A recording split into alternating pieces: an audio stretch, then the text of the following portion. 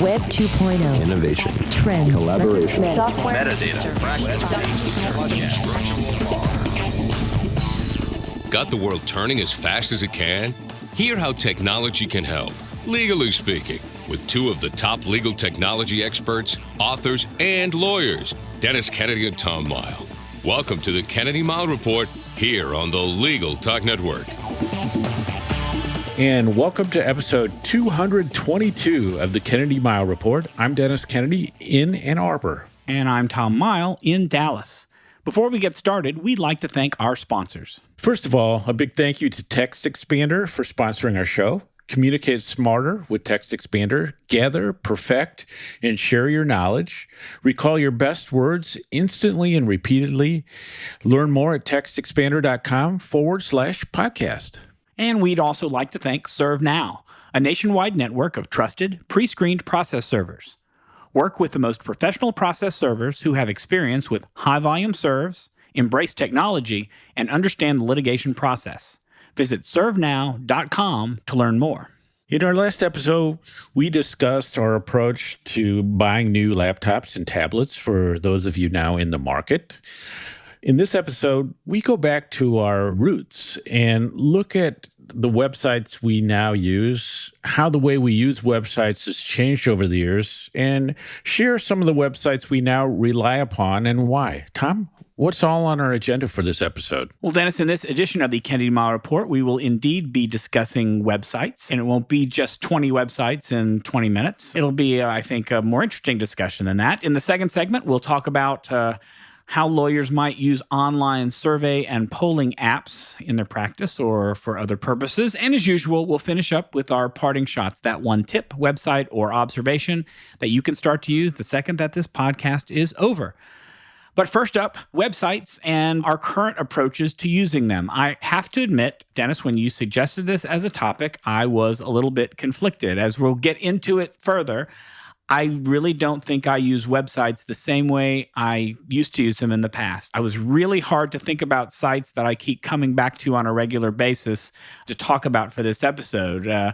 Dennis, you wanted to do something other than just listing our favorite sites, as people might expect in some 60 Sites in 60 Minutes presentation. What do you exactly have in mind for this? So my first idea was I really like the idea of lists of what's in my backpack, or some people call them everyday carry, where somebody just talks about what they carry around in their pockets or in their backpack. And I find that can be really useful. So some people also do, we'll talk about what apps are on their home screen on their phones.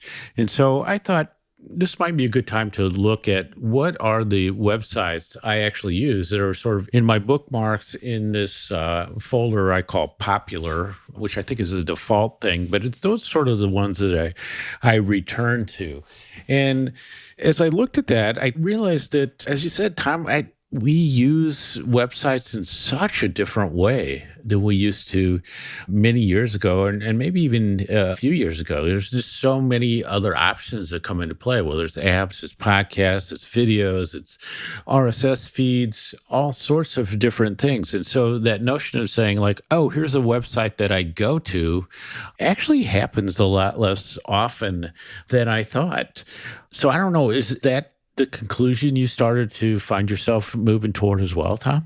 Oh, it absolutely is. I mean, I think what I realized is that my use of the web is now, I would say, strictly transactional when it comes to websites. I have a specific need and a specific website that fits that need, and then I'm done with it. I went back and I've got a ton of bookmarks that are still in Chrome that I've just kind of laid there since I put them, gosh knows how many years ago, but I rarely use them. I don't think I've used many of them in years. I think, and we'll get into this more, I'll use an app more often than I'll go to a website. I hardly ever, for social media, go to Facebook, Twitter, or Instagram. I will say I do visit LinkedIn. We'll talk about that more a little bit later, but I do visit that website more often than anything else. else, but I'm more inclined to go to the app than to the website. Now, I think the one that I keep bookmarks for are actually the sites that I need to visit, but I can't remember the URL, or it's not easy to remember. For example, at work, we use a web-based timekeeping tool, and our landing page has this dedicated URL that is super complicated, and I don't remember how to get to it. The URL is just too long, so I'll keep a bookmark for that. But, I went into to my bookmarks, and I can count on the fingers of one hand the number of sites that I might visit on a semi-regular basis that I keep there. Otherwise, I just don't use websites the same way that I used to in the past. So I noticed that some of my bookmarks are the same sort of thing. Like I bookmark the folder in two bookmarks I use. And they're both in Google Drive, and one is bookmarked to where we put the podcast recordings to, and the other is where you and I share documents because it just is easier to click one thing and go there. And see, and I'll interrupt because I'll say, I don't even do that. I just type in drive.google.com and it brings up the page that has both of those things on them immediately. So it's because I know that I don't even think about keeping a bookmark for that. So even we think about that in different ways. Yeah, and I would say I might even end up where you were if I remember to type drive.google.com instead of docs.google.com, which I have a tendency to do. Right. Then also have a couple new sites for when I teach at Michigan State. And so those are sort of complicated URLs, so it's just easier for me to do a bookmark for that. But one of the things you talked about is I do this thing that I think you were talking about, Tom, which is that I might go to a website for a while, but I look to transition to an app fairly quickly if it's available. So you might say, there's the banking website. Well, once there's an app, and once that app will allow me to scan a check and deposit it, I'm never going back to that website. I'm always using the app. So I think the website is sort of this starting point mainly, and then you transition to an app or you decide that you just don't want to go back to it. So I don't know, Tom, should we just start with the list of sites that, as we thought through what we actually used and why, that we wanted to list? I think probably what's going to happen is you're going to list the sites that you had in your original list, and I'm going to mock you or bring up sites of my own that are kind of related to it, because to be honest, I really struggled coming up with sites. So I'm gonna have a response to everything you talk about, but it may just not be the response you're expecting. I don't know if I'm ready for this mocking thing, but there's no mocking. There'll be no mocking. So let me jump in. So first of all, I do what I usually do when somebody asks me for websites is I totally cheat on the first one. And so I say the website I return to again and again is Feedly, which undercuts the whole notion of website and going to website, because Feedly allows me to subscribe to RSS feeds, which means I never have to. So I get all the content from all these blogs and things that I follow where they have a feed, and I never have to go to those pages. There's probably some things in there that I only ever went to the website once to get the information to subscribe in Feedly. And this is the perfect experience for me and has been for I don't know, it could be close to 20 years that I've been using RSS.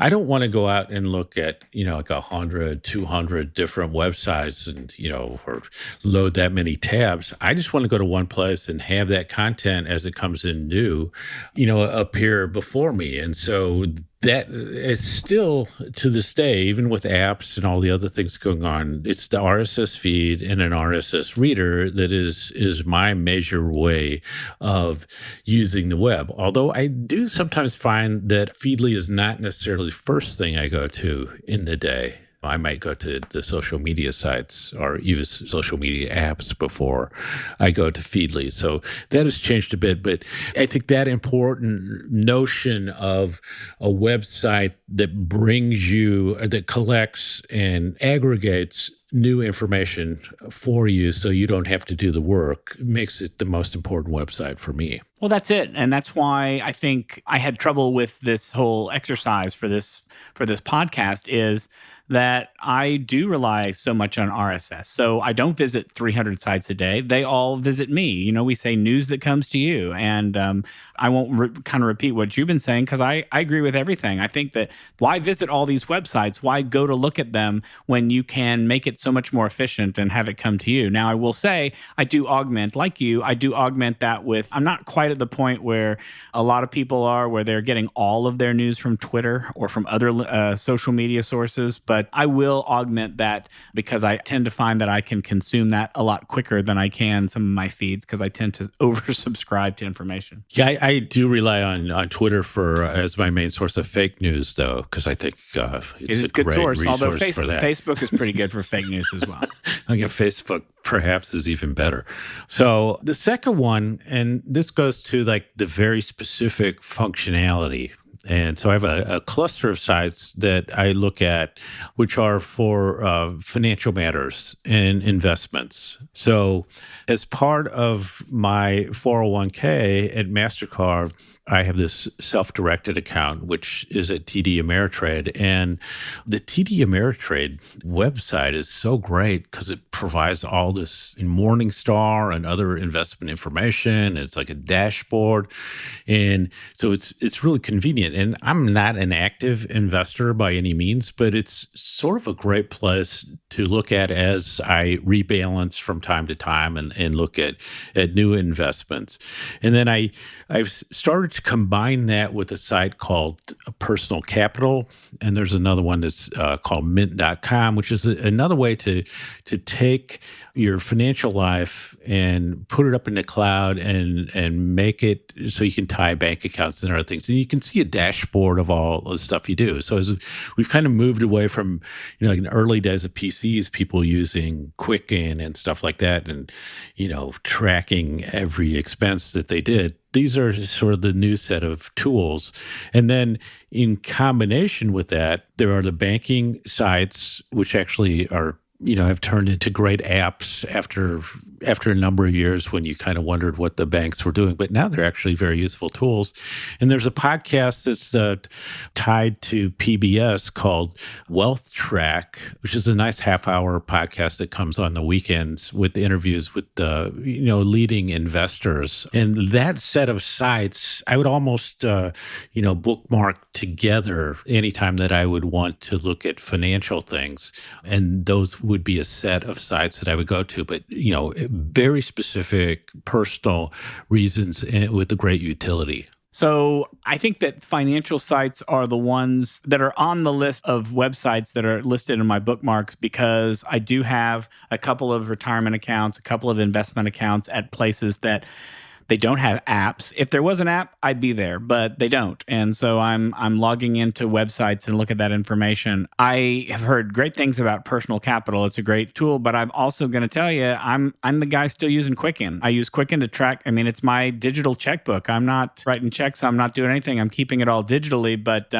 I still manage my accounts to the penny to make sure that I've got all my expenses and everything right. I just don't put it up in the cloud because I'm keeping it there. It's not that I don't want to, it's that I just don't see any value in keeping it in two different places. So I don't do much on those financial sites. And frankly, like you said, I'll use the app on my phone for my bank to deposit a check or to make a payment before I do it online. But I would say it's also one area where I do spend some time on the web. And so I think those are examples of how instead of going to a website for information, we're now seeing websites as an actual tool that we use, which brings us to the next one, which I go to, although I consume an RSS a lot, which is Cool Tools, which we mention a lot on the podcast. But it's just a great resource for reviews of really interesting tools and other things that can be really handy. And there's a podcast that goes with it, other information. So that is a site that I will return to get extra information, even though I'm listening to the podcast on a regular basis. And I usually go back to the website for show notes, and I also consume it through RSS. So it's probably transitioning out of a site to visit for me, but it's an important one for me as sort of my main place to identify new types of tools that I might use. Okay, I lied. This is the one time that I am going to mock you. I'm going to say, why visit the website? You said it yourself. Why visit the website when, one, you can subscribe to their RSS feed and get all the information, two, you can listen to the podcast, or three, even subscribe to their Recommendo newsletter. Now, it's not really strictly tied to cool tools, but they have lots of tools in there, and they have other great things every week. We've talked about the Recommendo newsletter here on the podcast before. With those three sources, I literally never visit the website or have a need to do it. So here's my answer. So I have a tendency to listen to the Cool Tools podcasts when I'm driving from Ann Arbor to Lansing to teach my class. So sometimes I let them stack up a little bit. But what I find is one of the inherent problems of podcasts is that, and especially when they're recommending something, is that you got to remember it. And so unless you are going to write something down while you're driving on the highway, which I won't do, and there's not a great way to, I guess you can do voice recorder notes, but they've never been quite as successful as I would like on that. And I got to remember to go back to them. But that's why I would go to the site, is to check the show notes later to say, oh, what was that thing they were talking about? Because I forgot it, when I remember it in the evening after I've driven there and back. Fair enough. I'm gonna mention one site that I do use because I feel the need to actually list a site that I use. I mentioned before, I don't visit Facebook or Twitter, Instagram, or those places on the web. But you know what? I do spend quite a bit of time on LinkedIn. I do a lot of research these days on both my clients, on other people. We're reaching out to other organizations to talk to them about information governance. And I got to tell you, I've upgraded probably to an account that I really can't sustain affording because it's pretty expensive. But I get tons of great information from LinkedIn, and I will spend quite a bit of time learning about people, what they do from their companies. I know a lot of people are not fans of LinkedIn as a tool. I guess present company accepted, but I get quite a lot of value of it for what we need for work. Yeah, I agree. I use LinkedIn in the web format and as apps. And so to me, it's indispensable for many reasons. I wrote a book about it, so that shouldn't surprise anybody. Then I think there's a couple sites that I use in unexpected ways. So these are common sites. So I use Amazon, it's more value to me as a place to record and take notes of things that I might buy or that I see reviews of. I put them onto wish lists, and then I comb through those when I actually do an Amazon order. So it's a great way. And sometimes when I hear a new book's coming out, I'll just put it on the wish list. So Amazon is kind of taking the place of maybe a Google even, or some other things, as a place where I know I'm storing things that I might look interesting to me that I might buy at some point.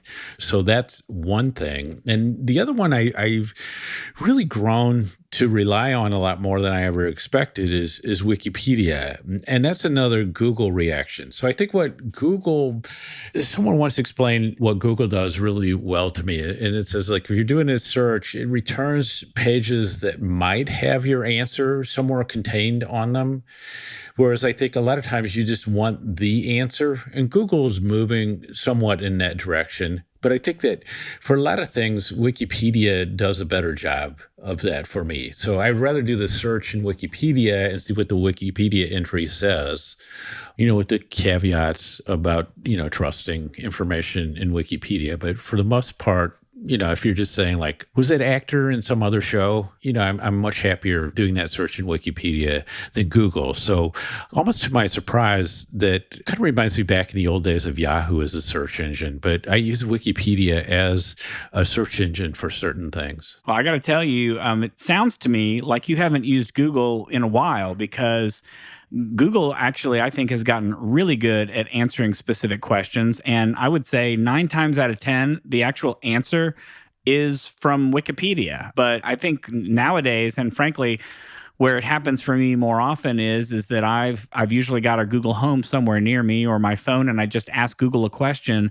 And most of the time, there'll be a card at the very top. Instead of getting links that might have the answer, it's a card at the top that's trying to answer the question. Now, sometimes it doesn't get it right every single time, but I think it's pretty darn accurate. And most of the time when it's describing something, it's from Wikipedia.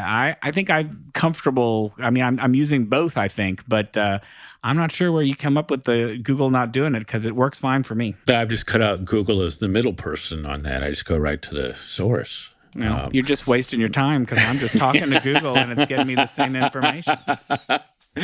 I'm sorry I criticized Google. I really I know. am. Don't ever do that again. Next up for me is something that I find incredibly useful, and I will go to these two sites over and over again. And one is called Unsplash, and the other is called Pexels, Pexels. And what they are crowdsourced photography sites. I would call them stock photography is the best way to think about it. But these are sites where photographers have donated pictures under really friendly licenses so you can use them in presentations. And they're high quality photos. You can search by, keyword for concepts, other things. Say you have a slide you want to talk about, oh, this is a bridge between this and that. You can find a bunch of great photos of bridges and they're free and you have a license that you can use it. And it just makes putting together presentation slides such a pleasure because you don't have to figure out like, oh, is this licensed? Do I need to get permissions on this stuff? And it's all in one place and great search tools. And I find myself going back to these two sites all the time. I don't use those sites. I've been hooked on iStockphoto for a long time. It's owned by Getty Images. I find that it has the most images. It has so much more. I was kind of testing out how it measures up against Unsplash and Pexels. It has a lot more images, but the trade-off there is you're going to pay and you're going to pay a lot for it. It's not the cheapest site out there.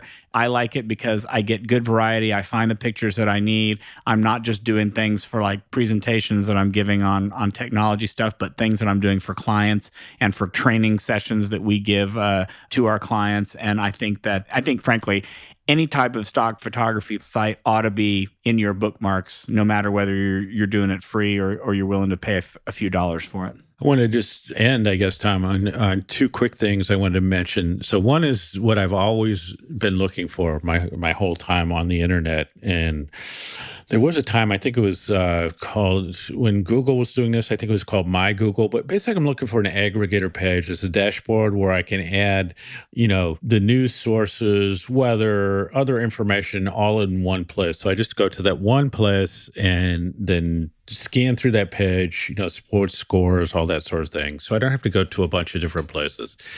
And I've always wanted that. And those sites have always seemed to die off. And I guess about 6 months ago, I tried My Yahoo again, and it just didn't take for me. So I'm looking for that personalized, dashboardy aggregator site. So if I find one, I'll always go to that. And then the other thing is that I thought about it is time the whole notion of bookmarks has changed. I think that with the advent of Evernote and OneNote and web clipping, and the way that URLs change and the link rot that we've talked about before, the clipping is actually a much better approach than bookmarking these days. And I think that's changed our approach to using the web as well. Well, I'll say that when it comes to having that personalized look, I will say that Google, I think, has come very close to getting that right in an app form rather than on the web.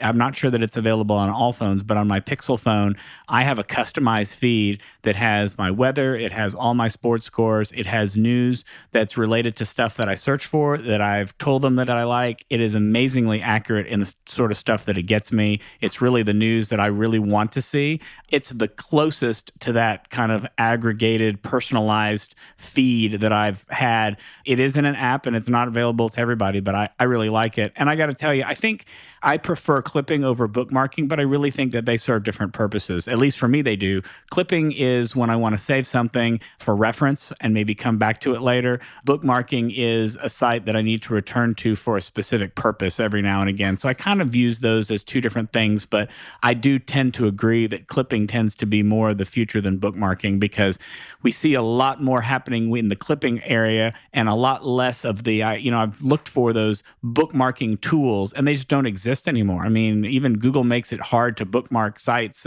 in the Chrome browser. So I would tend to agree that clipping is starting to take more prominence. I guess I've just wrapped this up real quick by saying that I think part of the reason why I have trouble relating to the sites is that I'm less and less convinced that there are destination websites these days, that there are websites that are must visit on a daily basis, because I find that RSS and social media are increasingly eliminating the need to do that. And I'm betting that most people are letting social media serve as their bookmarking or their website discovery service as well, which I think is why I had such trouble coming up with the right sites for this segment.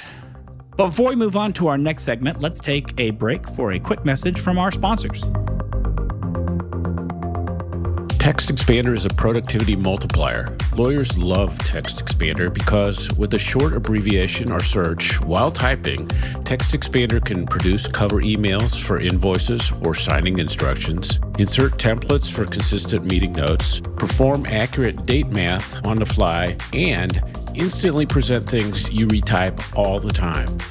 Text Expander runs on Macs, iPhones, iPads, and Windows and works in any application. Visit textexpander.com/podcast for 20% off your first year.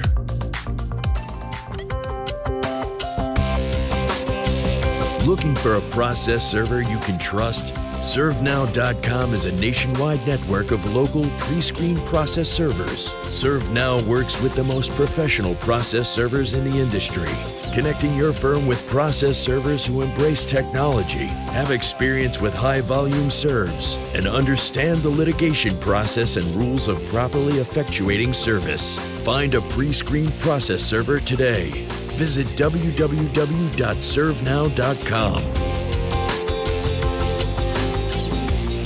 And now let's get back to the Kennedy Mile Report. I'm Tom Mile. And I'm Dennis Kennedy. I've really gotten interested in getting feedback from my various audiences, and that includes the students in my classes. And that's taken me to surveys and live polling apps. So I recently used SurveyMonkey to help in naming the new blog newsletter I'll be launching. I also use Poll Everywhere in my class and might start using it in my presentations generally. Many webinars I've been on lately use live polling, and I find that really useful. And I just wanted to start experimenting in even more ways with surveys. So, Tom, our first survey question today is, what do you think about using these tools? Well, I've been using survey tools for a long time. I probably started out with other stuff that I can't even remember years ago. But the first survey tools that I would use would be the very simple ones that are contained with Google Forms. So if you want to go experiment with creating a simple online survey that's easy for people to answer, then go to Google Forms. It's free. You can create a few questions and share them with people in just a few minutes. I've used that as a survey tool I'm using it to this day as a survey tool. It's quick and easy to use. But, for work, we also use SurveyMonkey extensively. I really like its flexibility and its power. I like that it can create surveys that are smart, that branch off in different directions depending on how someone answers the question. So I think it can sometimes be a little overwhelming how many features it has, especially if you've got a paid account. Like you, I have used Poll Everywhere in just a couple of presentations, not very often, but I like that too. And here's the reason why. I think all of this boils down to participation. Getting someone's participation in something, whether it's gathering data for research, whether it's just asking all your friends the best weekend for a party, it's an easy way to engage people and quickly get responses, which makes the conversation less of a one-way conversation and more of a direct interaction. And I think that's why you're seeing all the social media tools come up with polls too. I mean, Facebook has polls, Instagram has polls. I see polls now in the Nextdoor app that I use to read information about my neighborhood. And I think there are a lot of uses that lawyers really can and should be making with these surveys. I mean, just starting with a basic client satisfaction survey. I mean, that's kind of a no-brainer about how to use these in a law practice. I don't know, Dennis, what your thoughts are, but I think they're definitely worth experimenting with. Yeah, I mean, I'm using a free SurveyMonkey account. It just sort of limits the length of the survey you have, but it has really nice templates and it looks super professional, and you can boil down a lot of things into just a couple of questions that'll be really helpful to you. And I think one of the big criticisms lawyers get these days is not paying attention to what their clients actually want and just making a lot of assumptions about that. So the simple surveys can do a lot. I thought the Poll Everywhere thing was really interesting because I'm one of those speakers who has tended to say, like, how many of you have done this? And, how many people are, from a small firm, that sort of thing. And sometimes especially if you're talking about security or, other things like that, the raising the hands it's intimidating to people, and you probably don't get good information because people don't want to look bad. But if you're doing a survey of a class, for example, or of an audience that's anonymous, but just gives the results, it's great. And you also get this feedback on whether people are understanding concepts, or it gives you this information because because you're getting data that's good and it's anonymous, so people are willing to give a good answer. So if you ask about people, how do you rate yourself on your security efforts, and you say how many are great, how many are okay, how many are terrible, how many people say I just want to hide under the table. If you ask that and ask people to raise their hands, you're not going to get any answers in the bottom categories. But if you do the live poll that's anonymous, you're going to get those answers, and then you can tailor the information that you're giving in that presentation better to the audience. So I think it's a lot of really interesting uses, and I'm interested in the sort of small, 1, 2, 3 question, quick survey, to maybe do a little market research, or to see what people want, or to make adjustments to what you're doing. Like I said, I used it to try to get some insight in naming a newsletter. So I'm bullish on these. And I remember early days when you were using Google Forms. I just like SurveyMonkey because it just, I haven't used Google Forms in a long time, but it just seems so easy and so professional looking. And that's what I like. So now it's time for our parting shots, that one tip, website, or observation you can use the second this podcast ends. Tom, take it away. So I am a Microsoft OneNote user, but I noticed this week that I think the nearest competitor to OneNote, or maybe that considers OneNote its competitor, is Evernote. Evernote came out this week with a template site, and all I can say is it's about time, because I've always enjoyed watching how just individual users have come up with nice templates to use within Evernote, and now they're actually advertising and giving away for free templates on the Evernote website. And there's categories for templates for creative writing, if you use the GTD, the getting things done, for management resources, for marketing and sales, for planning and holding meetings, for project management, for travel. There's a ton of different templates that make it easier to keep notes rather than just opening up a note in Evernote and starting to type. It actually has some organization, makes it easy to read. It's also pleasing on the eye. And best of all, it's free to use, obviously, if you're an Evernote account user. So it's evernote.com/templates. I'll put a link in the show notes. Tom, I have 2 quick ones. Actually, one quick one. One might be a little bit longer. But one of the books I assigned for my law school class in entrepreneurial lawyering is The E-Myth Attorney by Michael Gerber. And what a great book. I mean, this goes into the business of practice, how you organize a practice for business and to take care of yourself and to make money and be profitable and think about the right things. And it's just a revelation to me reading it now. I feel like for 35 years, I kind of was doing things the wrong way. And I just recommend it to anybody who's a lawyer, especially people who have the idea of like, oh, I could go out on my own someday. This is the book that's a must for that. So Michael Gerber, E-Myth Attorney, can't recommend it enough. The second thing is, Tom, you and I were talking about stress, and a lot of people in the legal profession are talking about stress, and people talk about mindfulness and meditation and different things like that. And for kind of hard-driven professionals, I think those ideas can be really difficult. So yesterday, as I do a couple times a year, I do this thing used to be called sensory deprivation tanks. Now it's just usually known as floating. But the idea is you're going into a tank that has water that's body temperature. It's full of salt, so you float without doing anything. It's a dark room. You have earplugs in, or you can use music. And the notion is that this allows you to relax in a profound way. So the new place I'm trying in Bloom Fitness in Ann Arbor, which I highly recommend, starts it off with about 20 minutes in a really fancy massage chair to help relax you. And then you do about 60 minutes in the float tank. And it's great for body relaxation and helps clear my mind, helps me think better. Like I was telling Tom, I was incredibly productive today after doing the float yesterday. So I do it every few months. It runs about, in St. Louis, it tend to be $60 here. It's about $90. So definitely, if you're thinking I can't do the meditation thing, I'd like to find some way to relax. There's good research on how this works. And if you have a float place in the city you live, it's worth an experiment.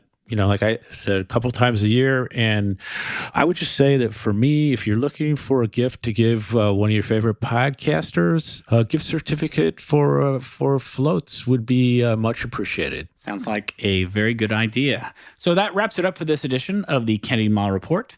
Thanks for joining us on the podcast. You can find show notes for this episode at tkmreport.com. If you like what you hear, please subscribe to our podcast in iTunes or on the Legal Talk Network site, where you can find archives of all of our previous podcasts. If you'd like to get in touch with us, you can always reach out to us on social media with LinkedIn or Twitter, or leave us a voicemail. Our voicemail number is 720-441-6820. We love to get questions to answer during our podcast. So until the next podcast, I'm Tom Mile. And I'm Dennis Kennedy, and you've been listening to the Kennedy Mile Report, a podcast on legal technology with an internet focus. If you like what you heard today, please rate us in Apple Podcasts, and we'll see you next time for another episode of the Kennedy Mile Report on the Legal Talk Network. Thanks for listening to the Kennedy Mile Report. Check out Dennis and Tom's book, The Lawyer's Guide to Collaboration Tools and Technologies, Smart Ways to Work Together, from ABA Books or Amazon. And join us every other week for another edition of the Kennedy Mile Report, only on the Legal Talk Network.